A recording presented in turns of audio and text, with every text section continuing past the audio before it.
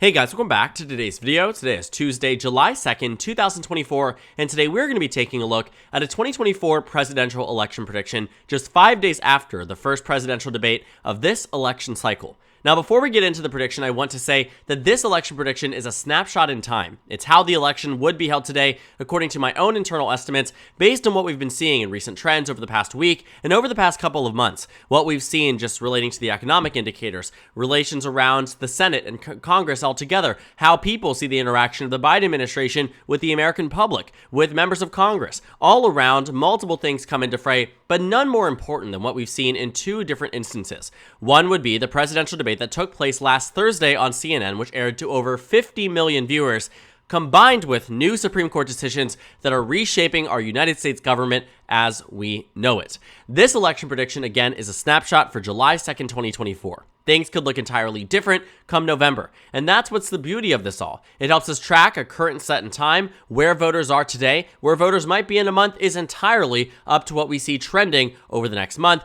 over the next couple of days, over the next couple of weeks, and some very big decisions from the Democratic Party that might shake up this race depending on what happens and depending on what they do right before the convention. Now, looking at our 2024 electoral map, before we get into it, I want to actually take a jump back and take a look for context at what the prediction looked like in the month of June. In the month of June, my election prediction had President Biden winning re-election, the first ever map that I had him up, 271 to Donald Trump's 267. The former president came very close, but ultimately fell short of defeating the incumbent president in his bid for re-election. A very close race, one of the closest we've ever seen in American history. It would be a victory for Democrats in states like Michigan and Pennsylvania and Arizona, victory for Republicans in states like Wisconsin, Nevada, and Georgia. But let's put that all to the side and tackle on a new electoral map, a map that's probably going to change in some very interesting ways that definitely require, and I ask this earnestly, that you watch to the end of the video so you can say if you agree or disagree with some of the characterizations that I make, the reasoning behind them, and just generally overall understanding more about my election process so that way you aren't, left without an exact reason or potentially without any type of answer as to why I might be characterizing states the way that they are characterized. To start off, as I do with every election prediction, you can go down to my comment section, my description box to see how I do ratings. I use tilt, lean, likely, and safe. We always start off by characterizing the safe Democratic states, then the safe Republican states, and then we work our ways from there.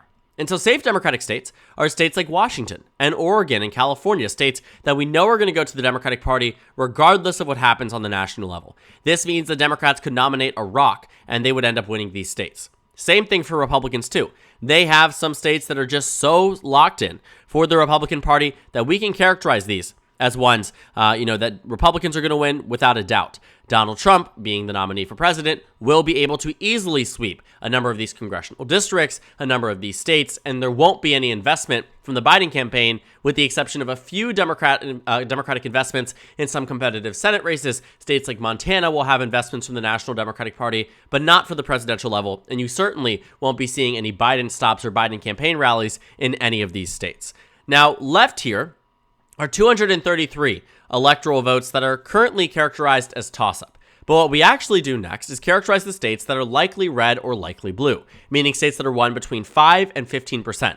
These are states that we generally get an understanding this is how the state is going to go. In some extreme circumstance, Democrats could flip it from red to blue, Republicans could flip it from blue to red, but generally speaking, these states are going to be pretty solid and locked in for either political party, depending on how they are characterized. We start off by characterizing some of the Republican states. States like Iowa and Ohio, which historically have been very strong states for the Republican Party. Back in 2020, Iowa went to Donald Trump by 8.2%. Ohio went to Donald Trump by 8.1%. And no doubt in my mind, does Donald Trump do well here, if not better than he did in 2020? Another state that would join the likely Republican column is the whopping 40 electoral votes from the state of Texas. A very locked-in state for the Republican Party, one that Donald Trump only won by 5.6%. Now, in this election, I think Trump wins Texas by a larger margin than 2020. The 2020 election had come 2 years after Beto O'Rourke, then a sitting U.S. congressman, ran against Senator Ted Cruz for the Senate race there in 2018. Democrats almost won that race, lost it by just 3 points, and Texas came into the spotlight as potentially a new competitive state. And so Democrats and the Biden campaign invested in the state, but ultimately came up short by 5.6%. This election, there's no need to invest in the state when Democrats are too busy playing defense. They've allocated $0 in advertisement funding in the state. In terms of investing into the state to win it overall, no money at all. Texas is a state that Donald Trump is going to easily win and will likely expand on his 2020 margin of victory. In the state of Maine, we have that this state breaks up, similar to Nebraska, the only two states in the country that do this, break up by a congressional district as well as overall statewide vote. And so 2 electoral votes to the overall statewide vote, and then each district gets their own vote. Maine's 2nd congressional district will be going to Donald Trump by a likely margin. It did it in 2016, it did it in 2020, and it will do it again in 2024. And so that brings us here to 189 electoral votes for former President Donald Trump. But they actually have one more state moving over into the likely Republican column. And that is the state of Florida. With its 30 electoral votes, a very strong state for the former president back in 2020 went to Trump by 3.3%. Every single county that mattered shifted to the right here. We saw Miami-Dade shift 22 points to the right. Massive gains for the Republican Party there. Florida continuously shifting towards the right, barreling towards the right wing. Donald Trump wins the state by a likely margin. And so far, we have not seen any deviation from our existing electoral map on the Republican side among safe Republican states and likely Republican states. But that will not be the case for the Democratic side. The Democratic Party is in a bit of trouble right now. It looks like their numbers aren't doing too well. Post-debate, we can see that there is a shift here, and overall in that shift that averages out to roughly 1 point nationwide, but has tremendous effects in down-ballot races here. And for many of these states, Democrats look to them as possibilities for victories, and victories very well may come. But the margins at which the victories come help reveal a lot about the state of the race. The last time I had an election prediction like this one, we had 45 electoral votes characterized as likely Democratic. Let's start off by characterizing the first state that we characterize as likely Dem, or rather, the 1st congressional district, Maine's 1st district. I think in the state of Maine, and we find this to be pretty consistent across the New England region, and also in some more traditional Democratic areas, that Biden has lost support amongst core constituencies. While in the state of Maine, I do think we have seen very minimal bleeding, I do believe that it's going to narrow down significantly in this state. Alongside what we've seen is a general trend line in states like New Hampshire, and Minnesota, and Virginia, and New Mexico, and Colorado, some states that otherwise were pretty solid for the incumbent president back in 2020. Maine's 1st district also will counteract what we see in Maine's 2nd district, which means the Maine at-large district can't be characterized as likely blue. We'll get to that in a moment, but I've seen a dissipation in support for President Biden, and that matters in a state like Maine, and it matters across the country. This is the first sign of true bleeding for the incumbent president.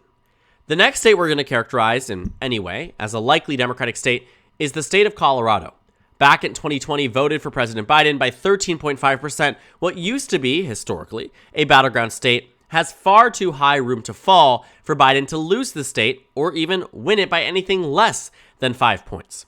Biden will win Colorado, and by a likely margin at that, anywhere from 6, 7, 8 points. But the shift is very real, and Colorado may go to Biden with its 10 electoral votes, but you can start to see where this bleeding is really starting to come in. Now, this brings us down to 128 remaining electoral votes. Donald Trump takes the lead with 219, and President Biden is at 191, which means we're now down to what we characterize as lean states. Lean states are the ones where we expect either side of the aisle to win the state by 1 to 5%. Often these are some of the closest states, but don't always end up being the closest states. We typically reserve the tilt characterization for states like those, but the lean characterization does indicate a very competitive race and does suggest that in future months and in future, campaign proceedings, that certain candidates could be able to flip certain areas that might be characterized as lean red or lean blue. We've seen that happen before, and we may see it happen again in 2024. Since we just finished off on the Democratic side, let's go ahead and continue by characterizing some of the lean Democratic states.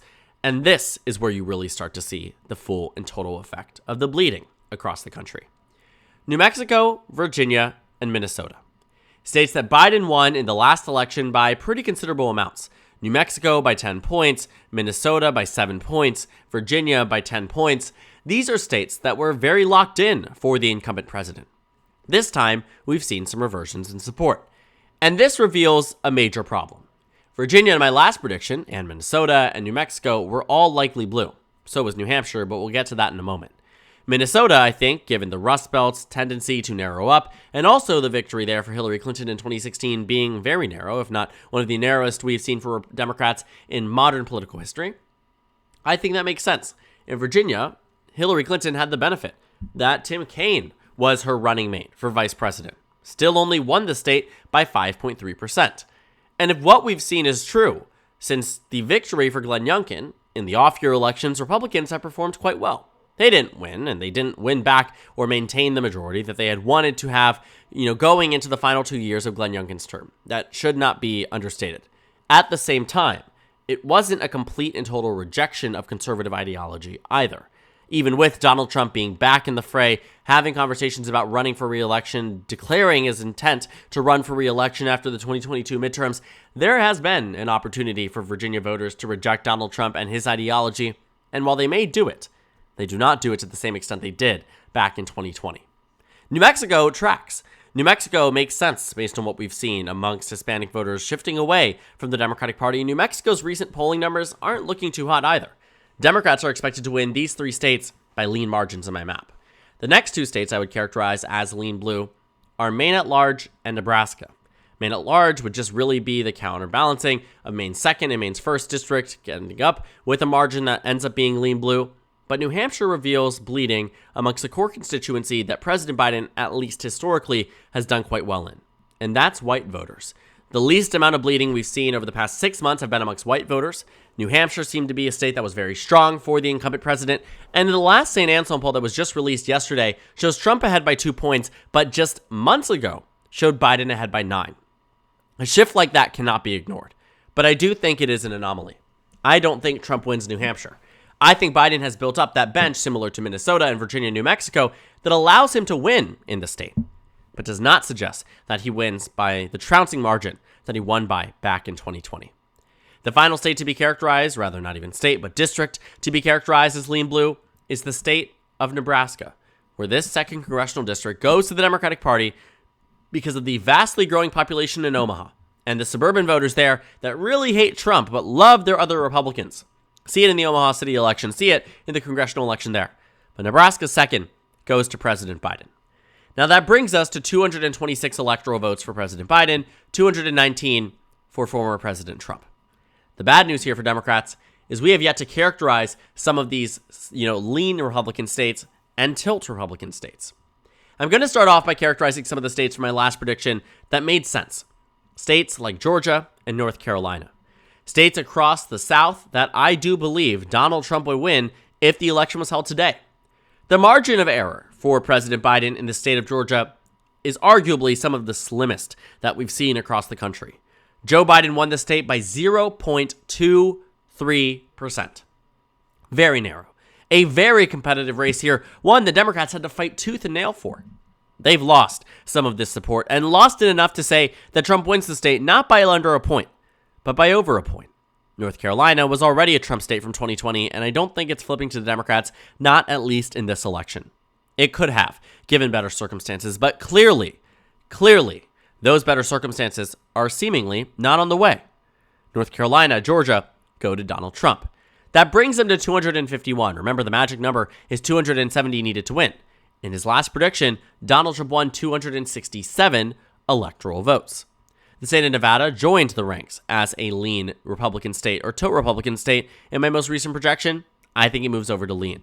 Again, that reversion in support we've seen amongst Latino voters in the state of Nevada. We've seen it in New Mexico. We arguably have seen it in many other states too. Florida, Texas, and Arizona. The Biden campaign doesn't seem to be winning them over the way they did back in 2020. And things like that matter. I believe Nevada will be going to Donald Trump right now. 6 electoral votes moving over, bringing up to 257. It's going to be a very close race, sure. All these lean indicators might suggest that.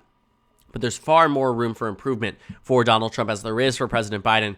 And that means this election is going to be narrow, but it is clear as of right now who has the upper hand. Now, the final 4 states here are ones that the Democratic Party will be investing likely over $100 million each in moving forward. Wisconsin, Michigan, and Pennsylvania typically vote all together. Arizona is a bit more different. In 2022, the governor's race in Nevada went red, but Arizona's went blue. It's not a perfect science, but typically they also vote together. With that being said, I would give Donald Trump a lean margin in the state of Arizona, a big change from my last prediction of having Arizona as a tilt blue state. I had Arizona as a tilt blue state because of the abortion referendum and what was seemingly a turning of the tides on the national level. Biden seemed to be improving and things seemed to be getting better for the National Democratic Party. That is no longer the case. Arizona right now, I think, goes to Donald Trump.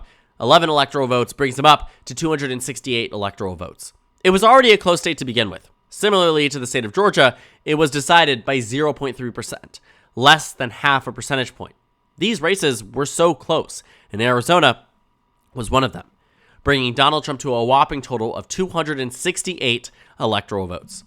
In the remaining 44 toss-ups, Wisconsin, Michigan, and Pennsylvania, I think they should all share a characterization.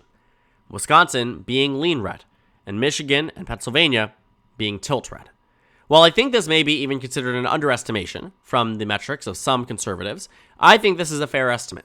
That Michigan and Pennsylvania, despite having Donald Trump up by pretty substantive margins, they still end up being narrower. Democrats have seen underperformances related to polling in these three states in a way that Wisconsin, while they have seen it, have not seen it in the same way. Wisconsin also just happens to be a state that Biden is doing the most well in, which might be surprising that it ends up being the most conservative, but I think voting history and recent election history also shows that it is a bit more conservative than we otherwise might think. Regardless, though, the result is clear. Donald Trump wins the election with 312 electoral votes to President Biden's 226. President Trump effectively swings back Arizona, Nevada, Michigan, Wisconsin, Pennsylvania, and Georgia. 6 states that he lost in 2020. All states Donald Trump needs to win re-election. And he gets them. What we have seen is in just under a month, a huge shift on the national average related to elections in battleground states. While the head-to-head doesn't seem to be shifting too heavily overall, there has been a shift. And in states where the margins come down to the narrowest of ones, states like Arizona and Michigan, where the margins are exceedingly narrow here, it doesn't take much to move these states over. Just a point, based on the last prediction, if I was to shift this map in the way that I described it in this election by less than 2 points, 1.5%, we would end up with the same exact map we are working with now. That was the reality of where we were a month ago. Everything was teetering on just the Democratic Party doing begrudgingly better, based on what their voters are saying. Just doing narrowly better than what was expected of them the month prior. But it all was close, and it all required a complete and total unification of the Democratic Party. I don't know if they have that right now. And that's what brings Donald Trump to 312. While this may be a very large margin in terms of overall electoral vote count, it's not something that cannot be totally reversed. You might see this and say, why doesn't everyone just write off Biden for this election? And I don't think that you should. This election has seen things change back and forth. We've had Donald Trump at this point before, and Joe Biden has rebounded. The question is, can he rebound again? Final map here, 312 for Trump, 226 for Biden. This would be a larger margin of victory than Biden's in 2020, than Trump's in 2016. And that would be substantial. That would be mandate worthy for the Republican Party. And it'd be something that should really terrify Democrats here. 312 to 226. A very interesting race, one that results in with the Donald Trump victory. A lot has changed in the last month. The question is, in a month from now, will things look more similar to June, or will they look more similar to what we are seeing today? So thank you guys so much for watching this video. Make sure to comment down suggestions below. Subscribe on the left if you haven't already, and check out the Instagram and Twitter. At the top left of your screen, there's a Discord server for you to go ahead and join, and also a video for you to watch, and a playlist for my 2024 presidential election analysis videos. Again, thank you guys so much for watching, and I will see you all later today.